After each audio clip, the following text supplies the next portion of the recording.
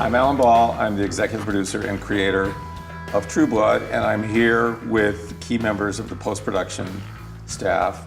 To my right is Scott Klein, colorist, Gary Calamar, music supervisor, Louise Ennis, editor, Bruce Dunn, producer, in charge of all things post-production, Nathan Barr, composer, John Massey, visual effects supervisor, John Benson, sound designer, and Greg Feinberg, my fellow executive producer and partner in crime. And we're here to talk about the importance post-production plays creating True Blood and making it True Blood, and how important it is for a show like True Blood, which is dependent on a lot of special effects and a lot of post-production. All right, so we're good. There's a new coven in town. Oh no, witches. Based out of a wicca shop not far from here. I'll put Pam on it. You will do it yourself. They're necromancers, Eric. Each season we have a big component that we add that we're going to have to deal with exclusively in post. And this year it was the witch storyline. A ton of visual effects, obviously, with John, sound design, everything about the witch concept made it very challenging and hopefully very rewarding for the viewer too. Save me. Use me. Avenge yourself. One of the cool things tied to the witches is also all the possessions. Greg, can you tell us a little bit about all of the double exposure? We were trying to figure out, well, what does a possession look like? Alan, you had the idea.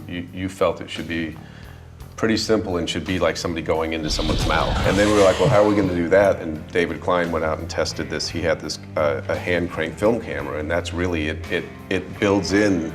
You can go forwards and backwards and double expose, and so each of those effects that you see is basically practically shot on film, and then visual effects adds a little bit of like the final like whoosh into the mouth.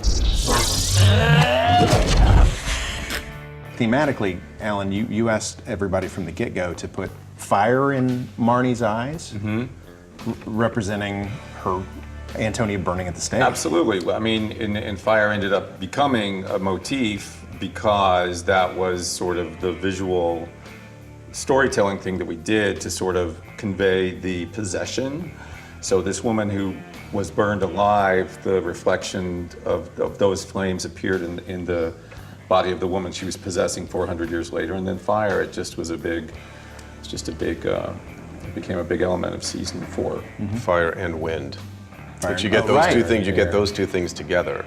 And I think it was Scott Winan in episode 2 who came up with the idea of having this wind help represent like the beginnings of the possession. It was just another element, again, in this room. And that was something that I think presented lots of fun for you.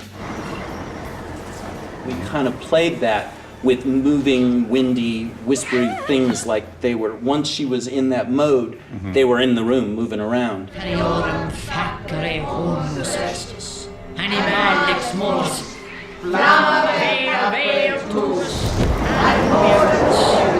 interiorem facere homus celestis, animalix mors. We're actually sitting right where the circle of fire and here in our moon goddess set. Surprisingly, the place did not burn down. I don't know how that happened. Was there actual fire on set? That was actually a highlight for me because we shot that with no fire whatsoever. And then when you look at it, what John was able to do with his visual effects was pretty amazing. We always like to use real practical elements.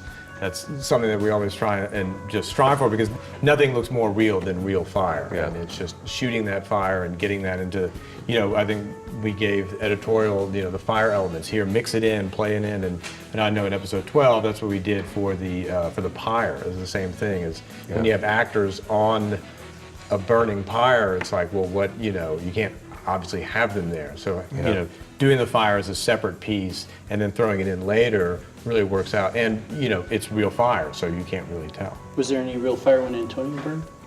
Or was that all? There was. When Antonia burned, there was, but again, it was not when she was there, so it was a composite of her on the pyre and then fire elements. But when the vampires caught fire, they actually were stunt people who caught fire.